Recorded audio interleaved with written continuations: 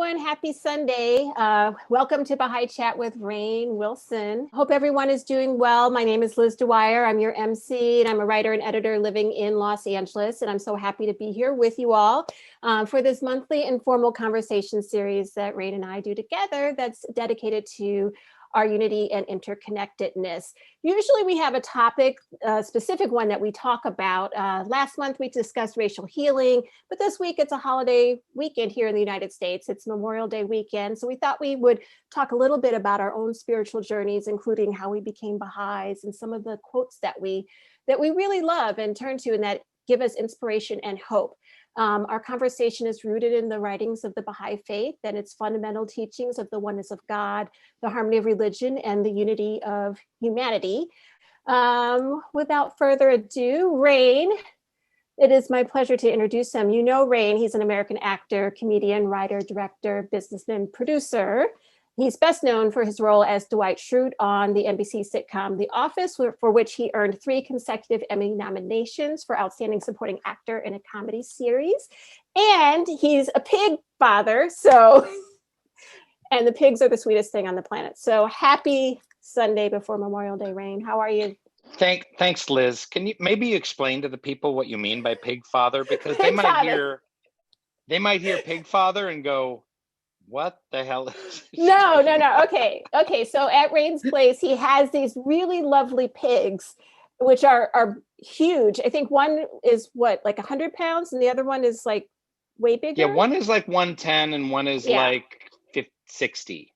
Yeah. And they're the sweetest. I was a little scared of them, but when I met them, but they're very, very sweet. And what, you were scared of the pigs? Because they're animals, like I'm like picturing like a wild boar running through the forest in France or something that's going to like spear you with its horns and I don't know. Did you ever watch that show Deadwood, the Western that was on HBO? No, I missed that. They would always feed the dead bodies to the pigs. No, because they do eat anything. But that's awful. This is why we're here talking about spiritual upliftment, and now we're talking about dead bodies and pigs. We're off to a terrible start. Or an awesome start, right? So an awesome start. We're off to an awesome start. Yeah. Well, I wanted to say hi, folks. Hi, thanks for tuning in. I know this is a smaller crowd today. It's Memorial Day weekend and whatnot. And just like Liz said, it's been like a conversation with Rainn Wilson. And I think we're turning it a little bit more into a conversation with Rainn Wilson and Liz Dwyer, because who wants to just listen to me? It's much more interesting than me listen to me and Liz, and Liz and I enjoy dialoguing and sharing our stories and sharing our beliefs. So we just kind of wanted to continue that conversation in front of you guys. And so it strikes me, Liz, that before we get going, there might be a handful of people on here who almost know nothing about the Baha'i Faith or know very little about the Baha'i Faith other than what they've Googled. So maybe we spend a little bit of time getting everyone on the same page. It was funny. I was giving a Baha'i talk a few weeks ago, and I didn't really do an introduction to the Baha'i Faith because for some reason I assumed people kind of knew a little bit about it. And then someone raised their hand and they said, so is Baha'i a spirit that you worship?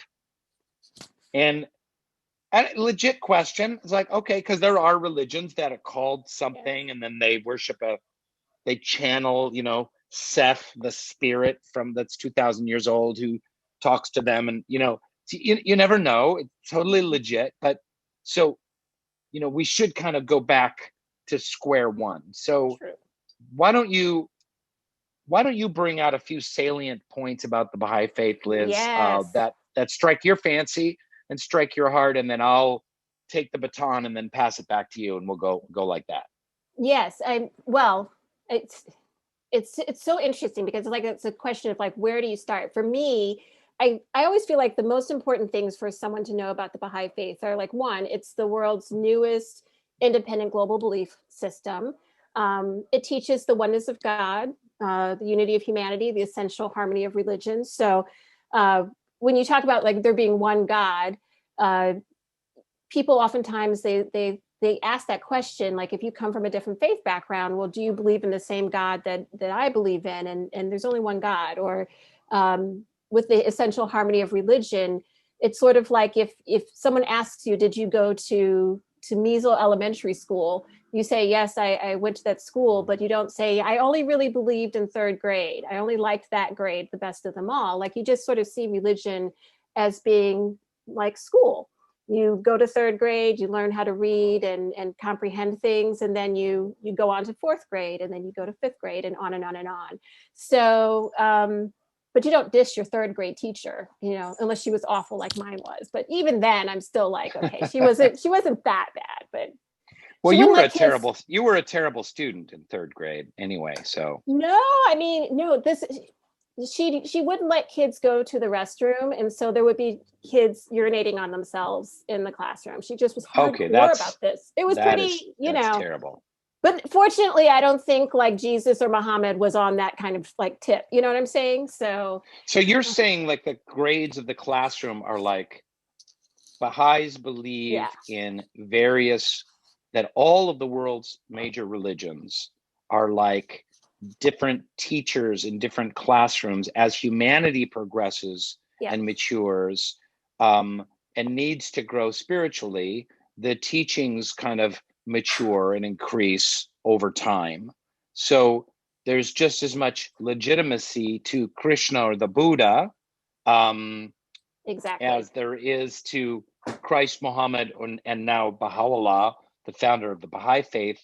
But we view it as an A progressive thing. evolutionary teaching process. Yeah. Mm-hmm. Absolutely. I mean, it's not, unless I was like baby genius, I probably would not be able to understand physics when I'm in kindergarten, but that doesn't mean that physics is, not legitimate. And it doesn't mean that my kindergarten teacher was not legit. It's just that there's different things that you need at different times. So, Mm-hmm. yeah. Mm-hmm. Mm-hmm.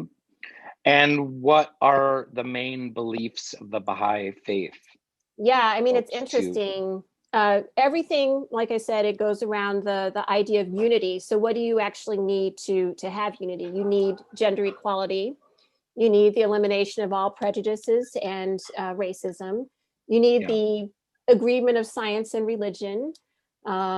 And Baha'is believe that everybody has the ability to do what we call independently investigate the truth. So there's no clergy. There's a democratically elected administrative order that welcomes everybody. But and I would say too, it's important for, like we were saying, like you accept the validity of the founders and prophets of all the major world religions. And it's this idea that every great faith is this connection. It's connected through a spiritual, progressively revealed idea, the connection of God to humanity. So, yeah, I would say those are the most, for me, I think some of the things that come to mind most often when I think about yeah, that. Yeah. yeah. I think Yeah. that's great. I mean, I don't have anything to add. The only thing that kind of sparked my mind was in speaking about this progressive Mm-hmm. revelation from God through these divine teachers. Um, why do we need one in this day and age? I mean, you mentioned unity, Yeah. but the Baha'i Faith was birthed in the 19th century at the same time as the Industrial Revolution. The very first Baha'i gathering was on the night the telegraph was invented. Yes. Um, and the first message sent by telegraph was by Samuel Morse was, "What hath God wrought?" A Yeah. quote from the Bible. And that this modern world, we we're so tribal as a Mm-hmm. species. We're so like, this is my clan, this is my family, this is my Mm-hmm. village, this is my tribe. We're better Yeah. than your tribe. We're gonna subvert your tribe. We're gonna exert power over your tribe. And then we grew into, from villages to towns to Mm-hmm. cities to localities to fiefdoms to city states, and then finally into nations. And we see how much trouble we've gotten into with all the world wars having to do with all the nations and nationalism. And now it's so clear, kids growing up today, they see us as one human species occupying this planet, trying to figure out how to get along. There's so many obstacles to that.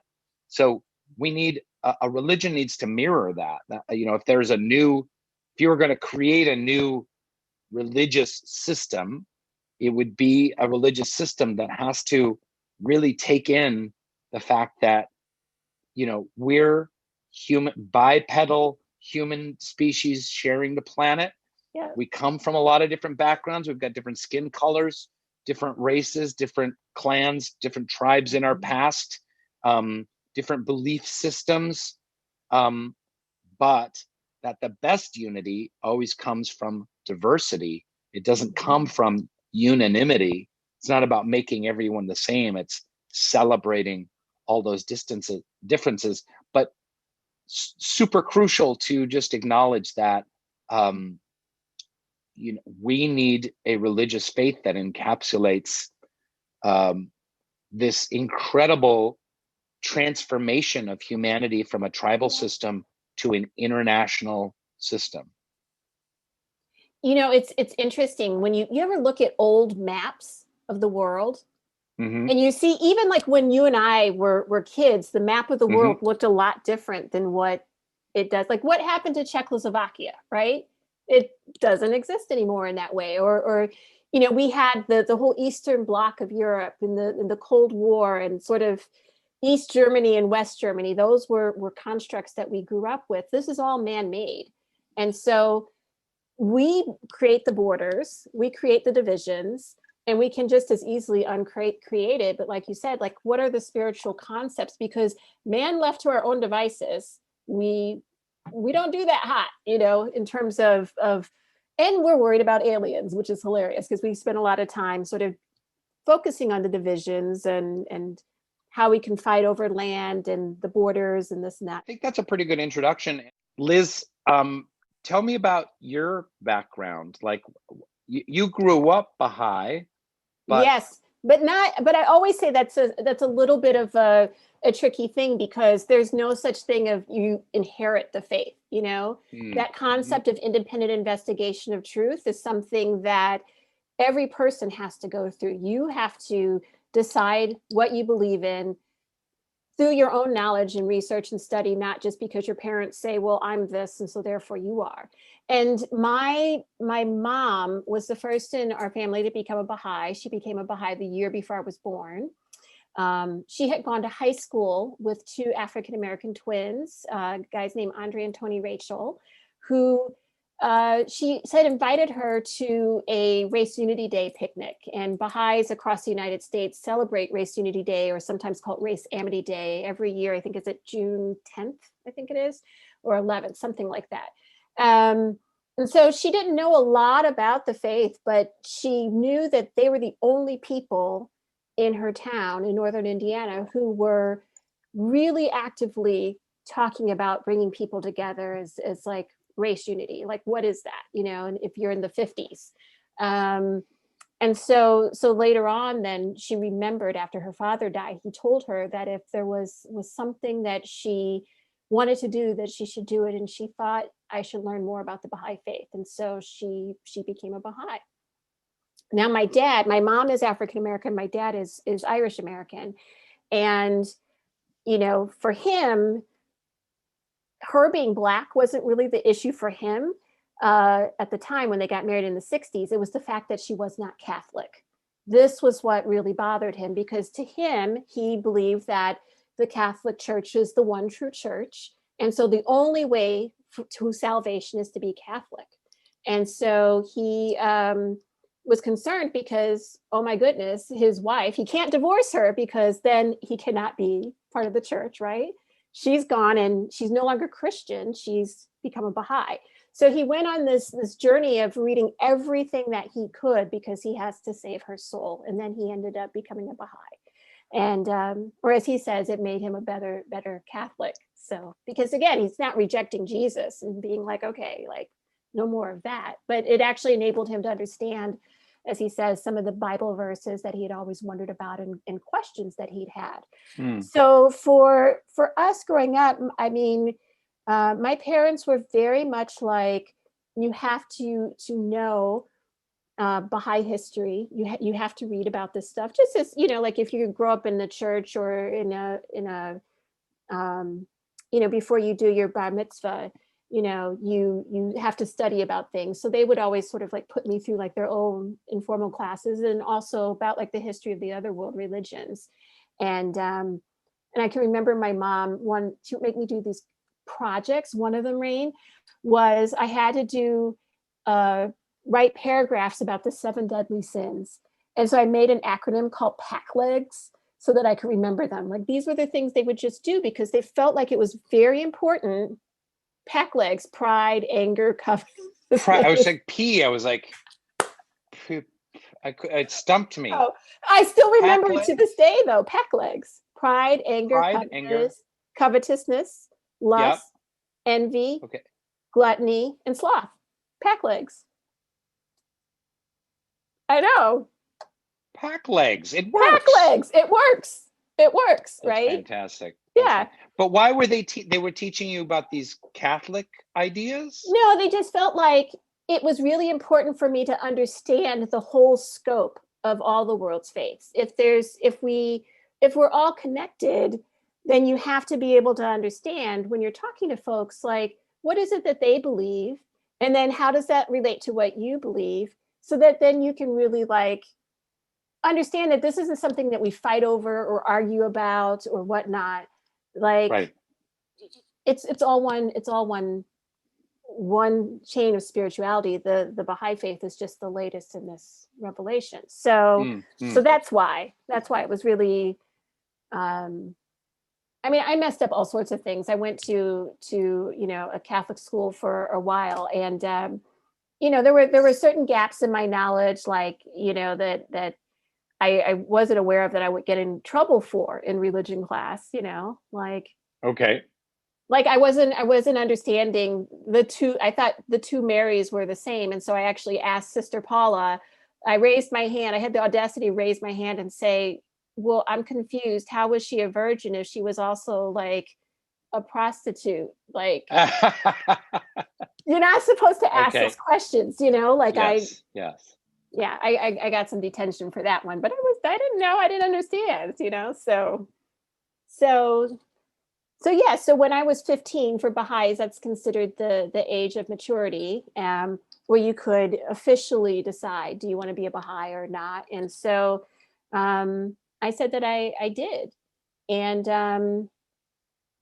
there wasn't, you know, you do that thing when you're a teenager where you say to your mom, well, if I don't want to be a Baha'i, are you going to kick me out of the house, you know?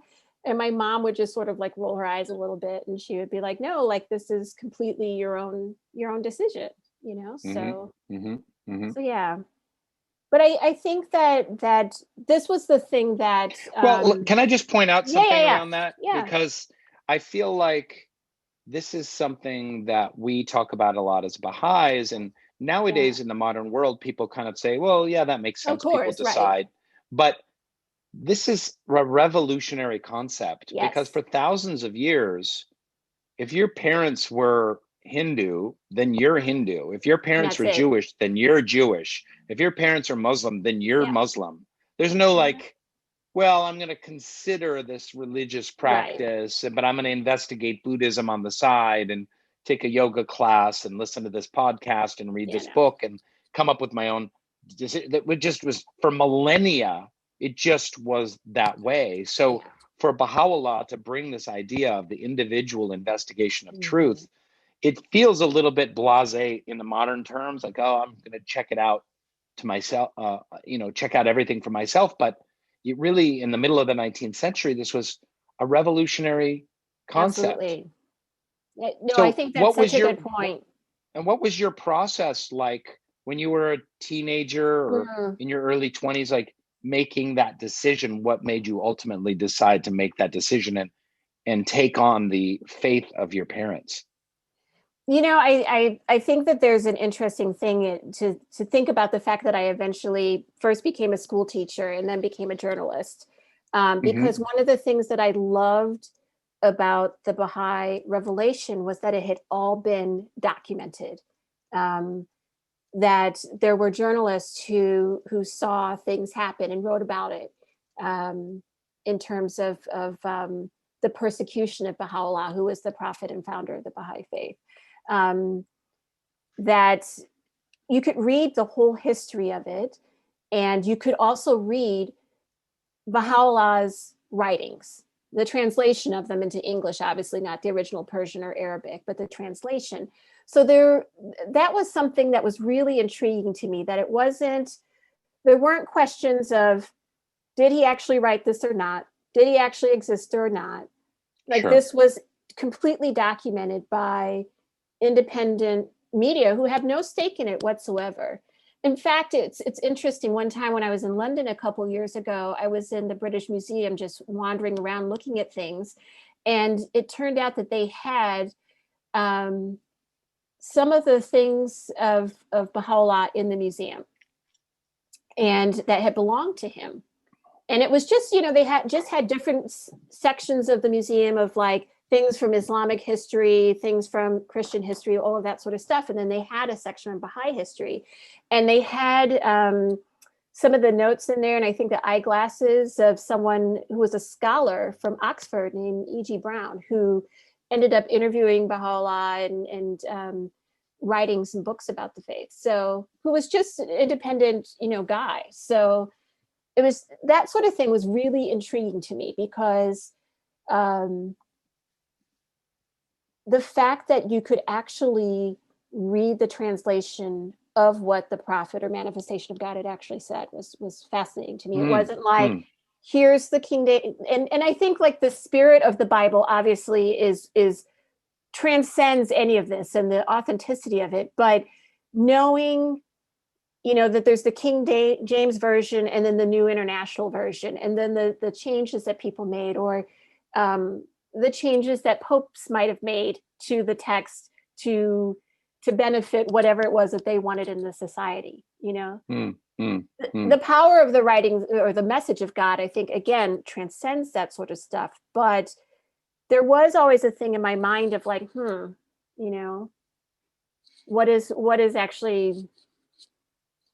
what's actually true or not. So that piece really resonated with me a lot. Because it's also recent, it's also recent. We're talking about the prophet founder of the Baha'i Faith being alive in the 19th century, from 1814 to 1894. And I wrote an essay once, Liz. I don't know if you read it. I'll send you a link if you haven't read it. But when I was a baby, my parents were Baha'is, and we were in the Seattle Baha'i community, and this is like 1968. This very highly respected Baha'i teacher named Samandari, who was Persian, he was doing a tour of the United States, and he was in his 90s, and he gave a Baha'i talk at I was at my parents' house, and he held me. I was this giant, big, misshapen white baby, and he held me like glowing white larval baby, and he held me on his lap. And this guy had met Baha'u'llah when he was a teenager, before Baha'u'llah passed away. So that's how that's not long ago. 2 degrees of separation from Baha'u'llah. He met Baha'u'llah, and he held me, fat baby Rainn, in his arms in the late 60s. That's pretty amazing. Incredible. What was your process like? So you also grew up in a family of Baha'is. Your parents were Baha'is. So what was your process like of deciding that you were a Baha'i as well? Well, you talked a little bit about the pushback and rebellion, and I think that I grew up a Baha'i, and it was beautiful because, I mean, in the 1970s in Seattle, the Baha'i community was just so diverse, Native American, African American, Asian American, people from all different religious backgrounds. Oh, I used to be Buddhist. I used to be Jewish. I used to be Christian. I still consider myself Buddhist, still consider myself Jewish, still consider myself Christian, but now I do it under the umbrella of Baha'i. And there was singing, and it was still like kind of a little of post hippie days. So just really a beautiful community to grow up in. And it meant a lot to me. I loved it. It just touched my heart so much. But then when I wanted to go be an artist and an actor, and I've told this story in various guises in various places, but I just didn't want anything to do with my parents. I just didn't want my parents' faith. I really didn't know about religion. I didn't know about God. I didn't know about morality. Why, Baha'i faith has moral teachings like every religious faith does. Like, why should I follow them? Like, Baha'is don't drink or do drugs or, have premarital sex. And it's like, well, why? Why should I do that? And so when I moved to New York to be an actor, I just didn't want anything to do with that. I just wanted to be an artist. I wanted to be an artist in New York City and live a bohemian life. And I didn't want anything to do with the Baha'i faith. And, for me, this is something I really believe kind of more than anything else. I believe that if a religion or if a spiritual belief system or if a spiritual practice doesn't actively make your life better, then you should let it go. It needs to make your life better. There needs to be wisdom and spiritual discipline and perspective that you gain from having a spiritual life that makes your life better. And for me, I realize now that a lot of what I struggled with in my 20s were mental health issues. So I was dealing with a ton of anxiety. I had debilitating anxiety attacks. I was severely depressed, dealt with a lot of depression, a lot of treatment for depression, medication for depression. I dealt with a lot of addiction. And in the midst of all this, too, I was really deeply unhappy and felt really disconnected. Even though my wife and I have been together for 31 years. I had this great partner in my girlfriend at the time, now wife. And I was being a professional actor. I wasn't making any money, but I was working as an actor, which is pretty darn cool. But I was really, really, really unhappy. And so that's when I started exploring various religious faiths and, read the holy books of the world, but came back to the Baha'i faith. And in the Baha'i faith, I found solace. And I also found meaning, direction, purpose, and I found spiritual tools that made my life better. So as I became more and more involved in the Baha'i faith, like things just started to make sense to me again. And I was able to, slowly with a lot of work, overcome a lot of those mental health issues and make my life better. So I really can't underline how much I believe that to be true. Like, you can't just believe something theoretical. You have to say, like, for instance, you might be thinking, well, what, how? Well, I have, I can go into detail in a number of different things, but like, for instance, there's a prayer that I said right before this gathering, and it's the Baha'i obligatory prayer. And it is a very short prayer that Baha'is say every day. And it goes, I bear witness, O my God, that thou hast created me to know thee and to worship thee.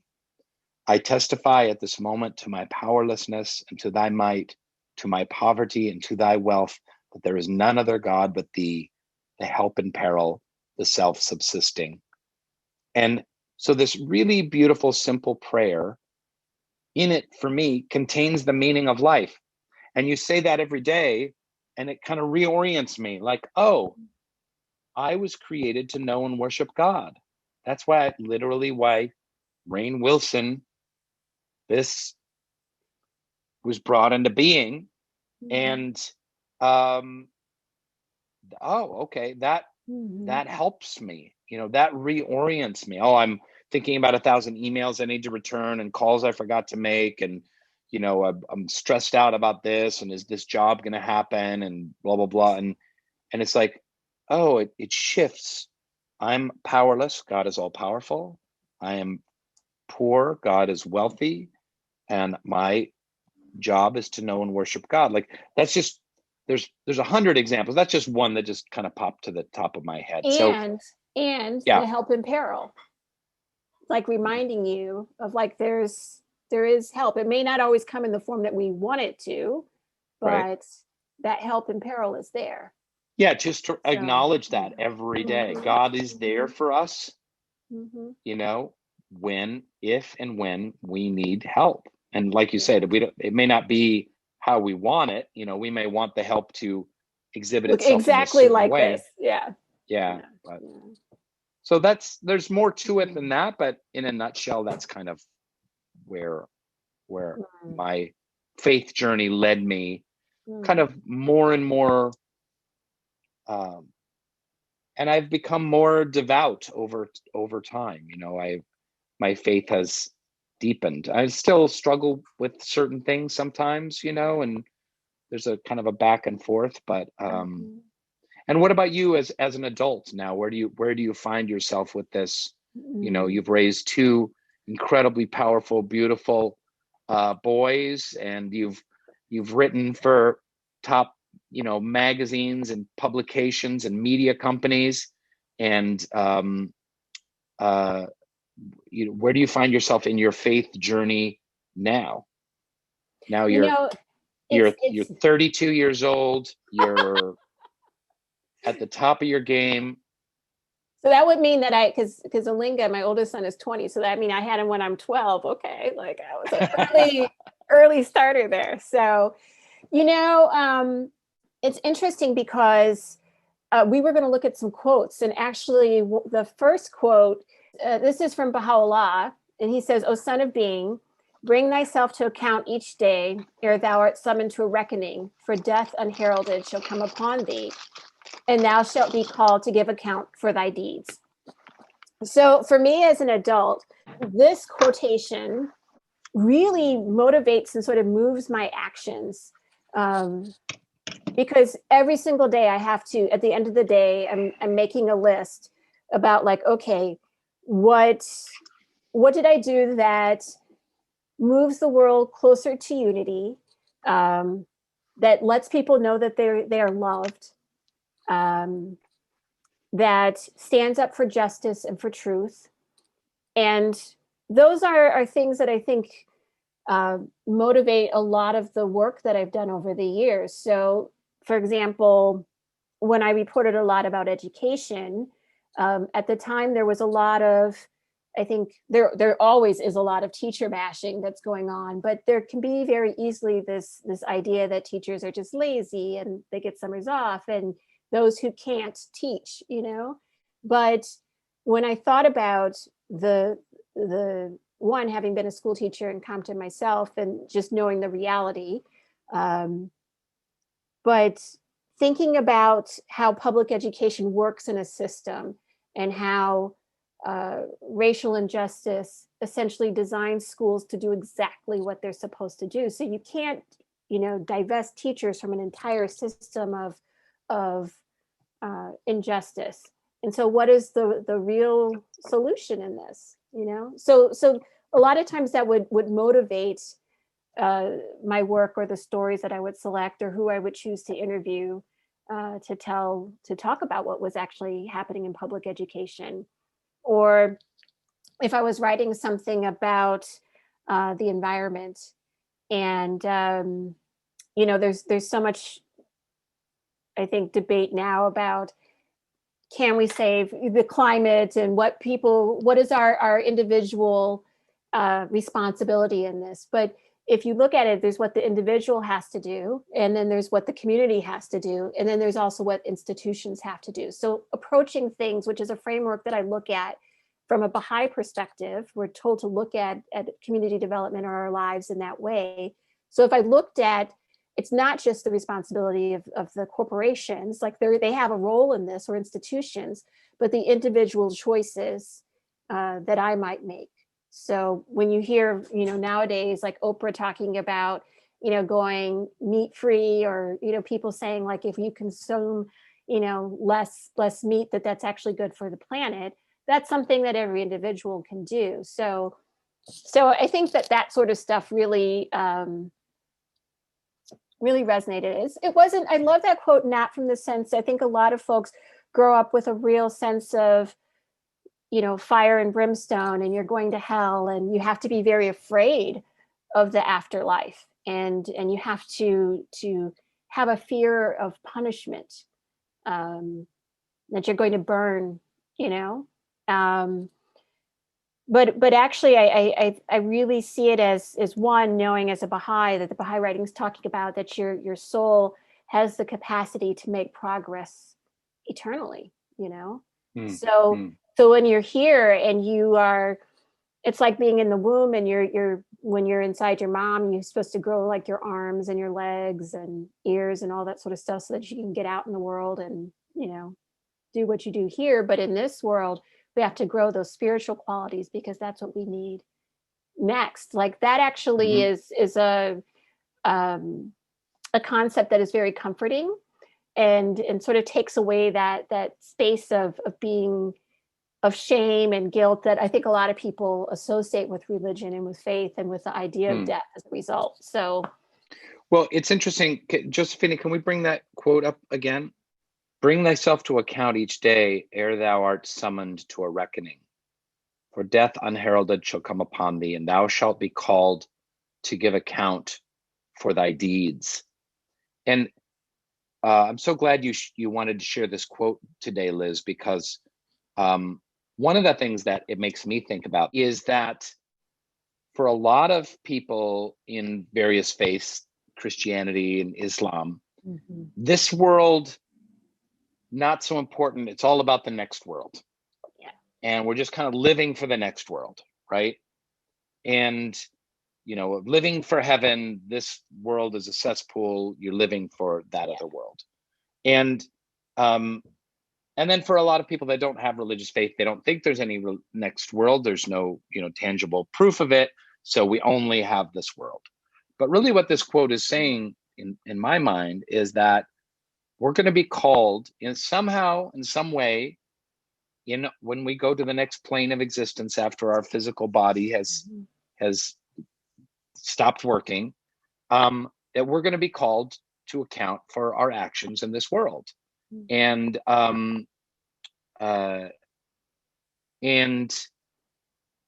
there's going to be a reckoning.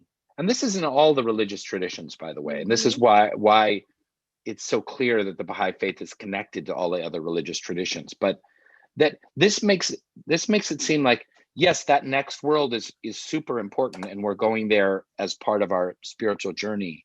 But it's very important what we do in this world, because otherwise, why would we be summoned to a reckoning? Why would we be called to account for our actions in this world if they didn't mean something? When did you? Speaking of pack legs, can I reference? Yes. Were you living in pack legs, the 7 deadly sins? Did you make the world a better place? Did you use the tools that God gave you to improve your life and the life of those around you? Did you do that? Did you do that effectively? And because that is important. You can be like, nah, what had happened was, see. Right. Always have an excuse. Right. But yeah, so that's really cool. You had another quote you wanted to share. So this other one I really love is by Abdul Baha, who was the son of Baha'u'llah and the authorized interpreter of his writings and his designated successor. And when I say that, it's like people are like, what does that mean? It's like, well, usually the manifestation of God dies, and then everybody's like, oh my goodness, what happens? Who is the head of the faith, or who do we turn to? And so when Yeah. Baha'u'llah died, he left actually a will and testament. So there was no question about here's who is who the Baha'is should turn to. And Abdul Baha, speaking of how not long ago this was, Abdul Baha came to the United States just over 100 years ago. So that was pretty amazing. Mm-hmm. So this quote, Abdul Baha says, is truthfulness is the foundation of all human virtues. Without truthfulness, progress and success in all the worlds of God are impossible for any soul. When this holy attribute is established in man, all the divine qualities will also be acquired. I love that one. I love that final one. When truthfulness is established in man, and obviously that means human, not just man versus woman, but this is, translated text from 100 plus years ago. So gender stuff was a little different. But when this holy attribute is established in man, all the divine qualities will be acquired. So, and that's foundational. Mm-hmm. And in a way, you can't have all the other qualities, divine qualities, compassion, humility, kindness. You can't really have compassion, humility, and kindness if you don't have truthfulness as a foundation. But it's also like in man individually, and also man as 7 billion of us on the planet. I mean, imagine if all 7 billion people immediately had the quality of truthfulness. It would be pretty incredible. And if you think about this, we were talking a little bit before this call, and I was saying, like tomorrow is the 100th anniversary of the Tulsa massacre in Tulsa, Oklahoma, where the entire Black community was burned down and destroyed, and the members of that community, many of them were murdered.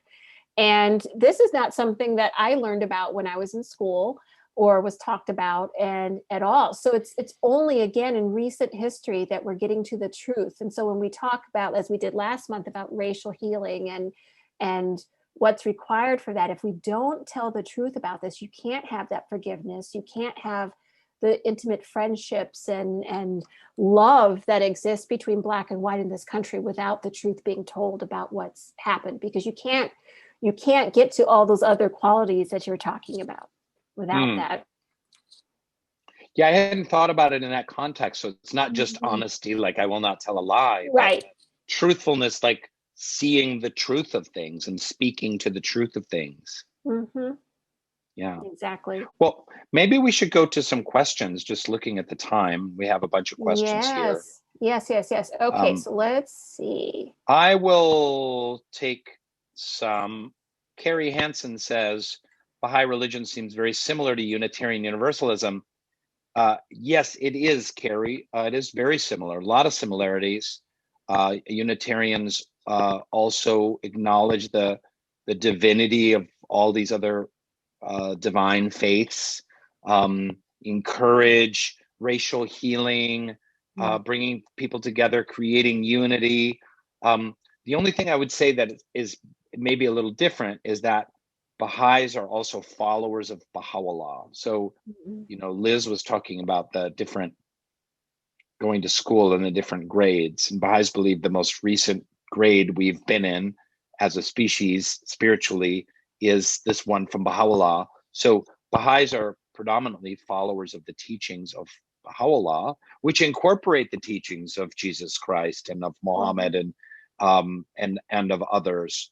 But Baha'u'llah has a plan, which I would invite all of you guys to investigate. It has a specific plan of action. So that might be a little different. Baha'is are at work putting Baha'u'llah's plan into action. What is Baha'u'llah's plan? Well, we've kind of referred to it here a couple of times. It's building the kingdom of God on earth, but how do we do that? We do that through building at the grassroots. We do that through truthfulness, through racial healing, through building bonds of love. And it gets a lot more specific, but yeah, so that's all. You want to take one, Liz? Yeah, so this is from an anonymous attendee. It says, please address the novel idea of the balance of men and women. In fact, the importance of educating women. So gender equality, one of the things that, again, when we think about it from the framework of the 21st century, people are like, blah, blah, gender equality, of course. A lot of us really think like this is just something that's basic and everyday, even though we still have pay inequity and, all sorts of inequities that really happen with women in our society. But generally, we understand that this is something that is true. But this is when Baha'u'llah revealed this in the middle of the 19th century, was not something that was generally accepted. Women, as we know in this country, did not have the right to vote until 100 years ago. You could not, even in the 70s, you couldn't have, if you're a woman, you couldn't have a credit card if you didn't have your husband's agreement that you could have one.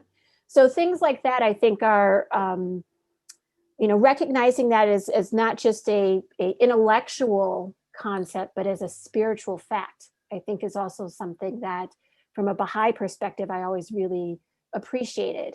And oftentimes I think folks think within the framework of equality meaning sameness. So that meaning that if we are equal, that we are the same, but women can achieve, as we know, just as much as men can intellectually and scientifically. In fact, I think one of the COVID vaccines was found by a Black woman scientist, which is amazing to think about.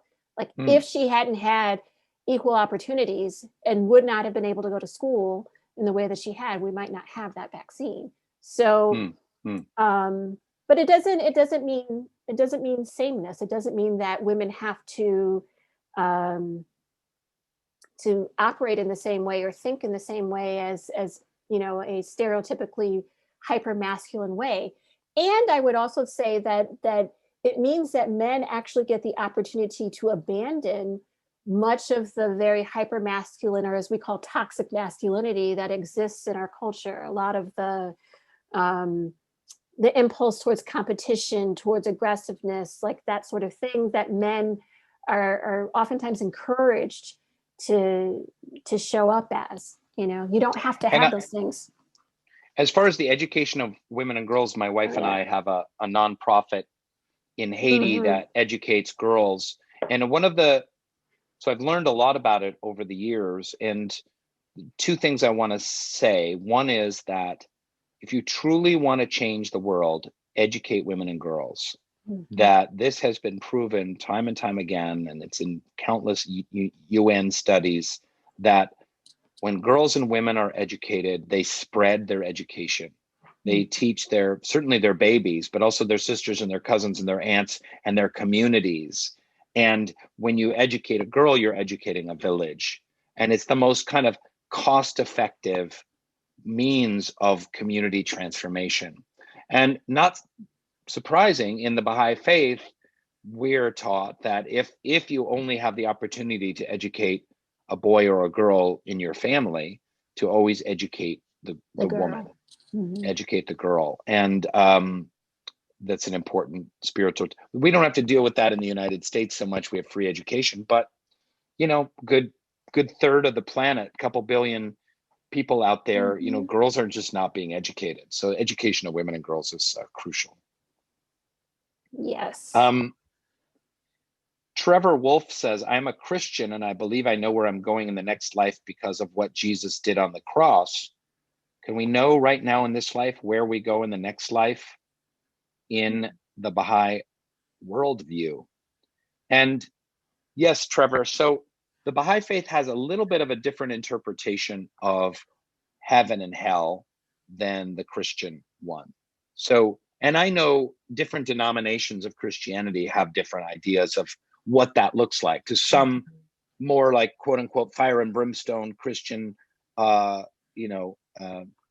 churches, it's like if you have to believe in Jesus in this certain way, or maybe even be baptized in a certain way to go to heaven, and then those that aren't are going to hell. I mean, when I was a kid, my grandparents talked about how Catholics were going to hell, you know, so because they were Protestants and they were sure Catholics. So there's a lot even within the Christian religion of what that means. So in the Baha'i faith, hell doesn't exist in the way that it is thought of in the Bible or even in the Quran, where there is a fiery, bad place filled with pain where non-believers go and suffer for eternity.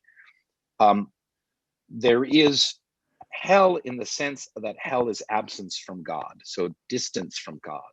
So can someone who is a non-believer go to hell? Well, after this physical life is done and we move on to the next plane of existence, some people are going to be closer to the divine, to God, and some people are going to be further away. That's just how it's going to be. But it's not kind of like eternal torment in that sense. So in the Baha'i faith, we're taught about something called heaven, or we call it the Abha kingdom, the kingdom of glory, that after our physical body passes away, we take our souls, our spirits, our spiritual qualities, our spiritual virtues with us, and we move on to the next world. And everyone is going there. Buddhist, Muslim, Christian, atheists, everyone is moving on. But there's still going to be different outcomes, depending on how we lived our lives in this world. Liz, would you say I answered that right? I would say so. And I would say that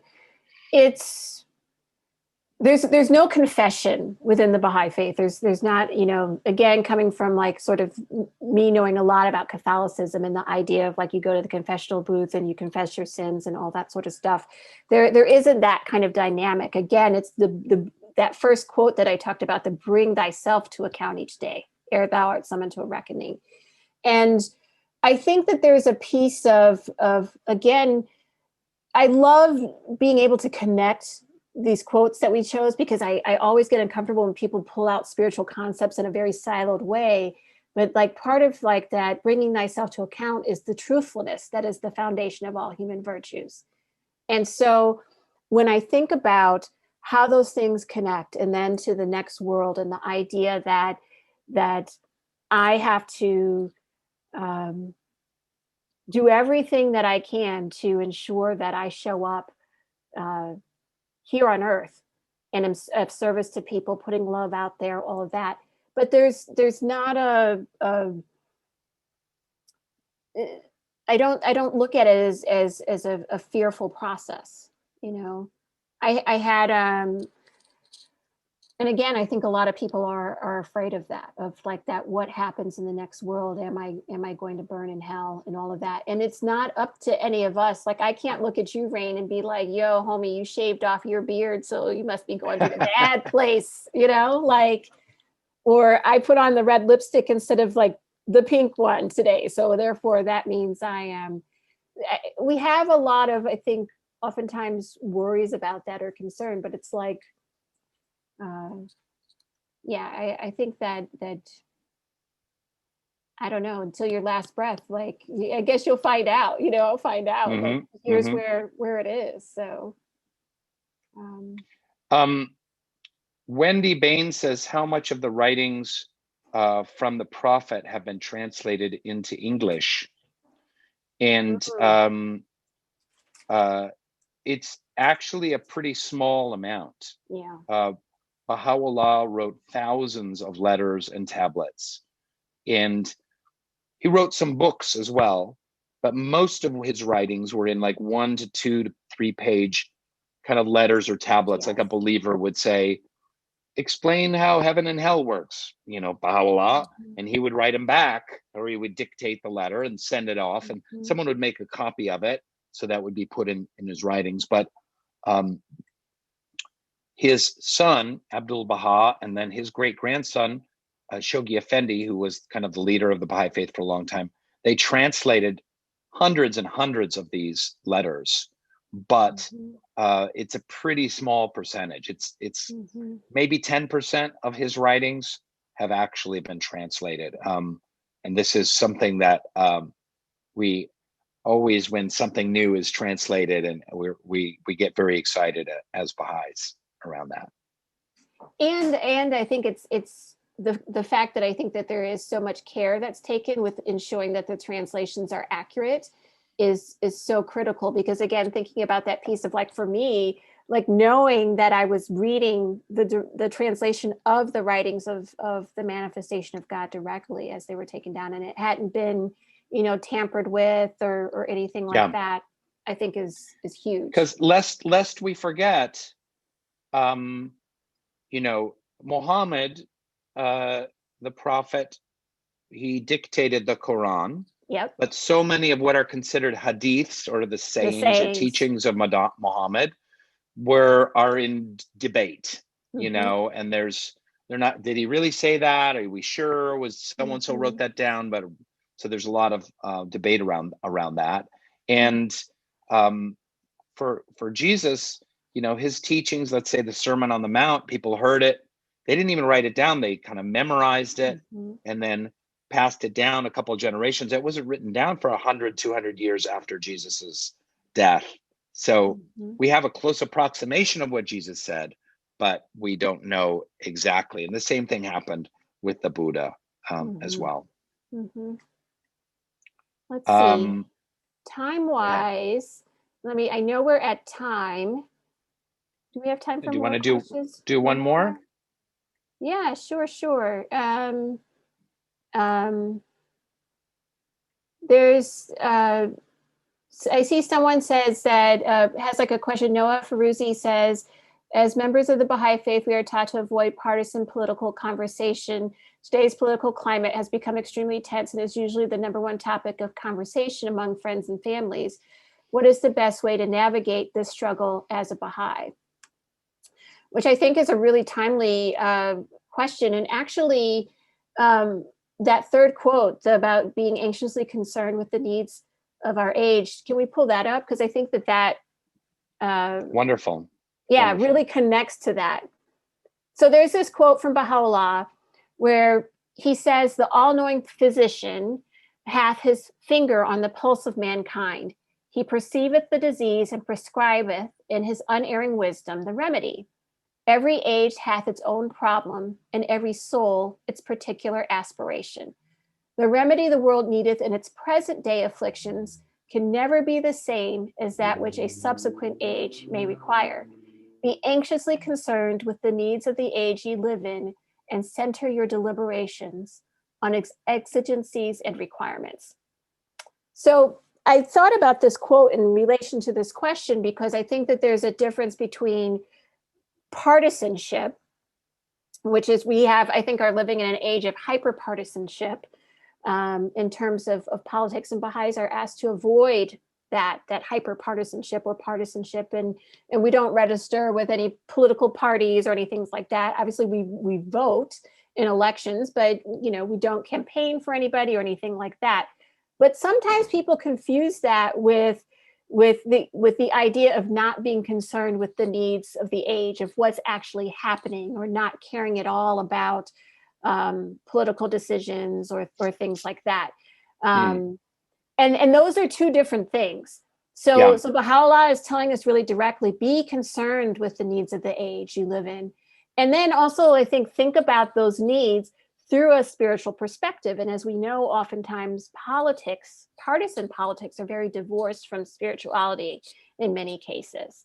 I think there's people who become politicians that are obviously motivated by, some of the great spiritual concepts that are foundational to all, like the golden rule can be found in every world religion, a version of it.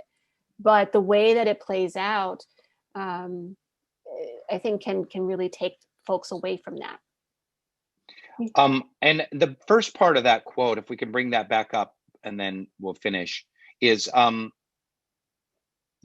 this describes the role of the divine prophet as a physician diagnosing the problem and then giving a remedy, prescribing a remedy. And so as Baha'is, we believe there are problems in the world like racism. And this is we are anxiously concerned with the needs that America has right now around race, right? Mm-hmm. But how do we address that? Well, certainly we want laws that are just and fair, of course, but we're not going to address it through political partisanship. We're going to address it also spiritually. Like, what is the spiritual disconnect in people that they would actually have a hatred for someone because of their skin color or cultural background, or not even hatred, a distrust or a sense of superiority over that person? Like, what's going on? What's the spiritual disease that's causing that? And let's address that spiritual disease as well.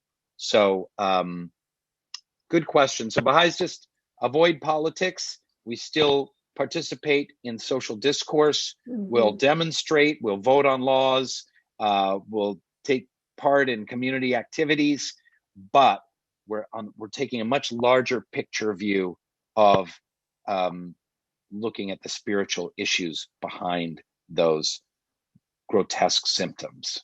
Absolutely. So we should finish and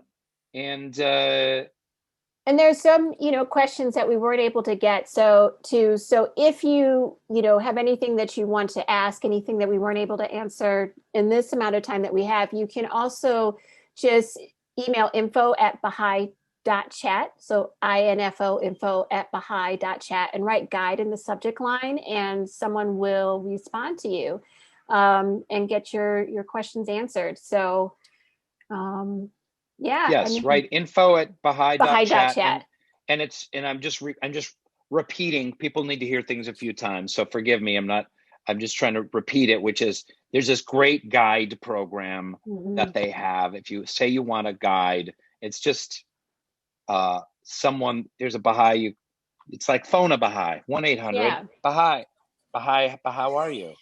And then you can ask them questions or get literature or more information. Some people might be intrigued by that. So it's a great idea. No, for sure. Because the thing is that, we talk a lot about how there is no proselytization within the Baha'i faith. There's no forced conversion. There's no, none of that. As Rainn and I shared in both of our stories, like, our parents weren't like, become a Baha'i or else, with a knife at our throat or something like that. So really, I think that if you live someplace or you never meet a Baha'i or you haven't heard about it before, like, how would you even hear about it? And so, I'm always just happy to, one, say hi to my friend here. Hey, enjoy the rest of Memorial Day weekend. And, just talk about something that's close to my heart and that I care about. And I think, people should know about. So, yeah. Liz, it's such a pleasure conversing with you. I love listening to you speak. I love your stories, and this has just been so much fun. And thank you, everyone who attended, and thanks for taking time out of your Memorial Day weekend to kind of drop into a hour-long spiritual chat and uplifting conversation. And we really are glad that you came. Thanks for listening.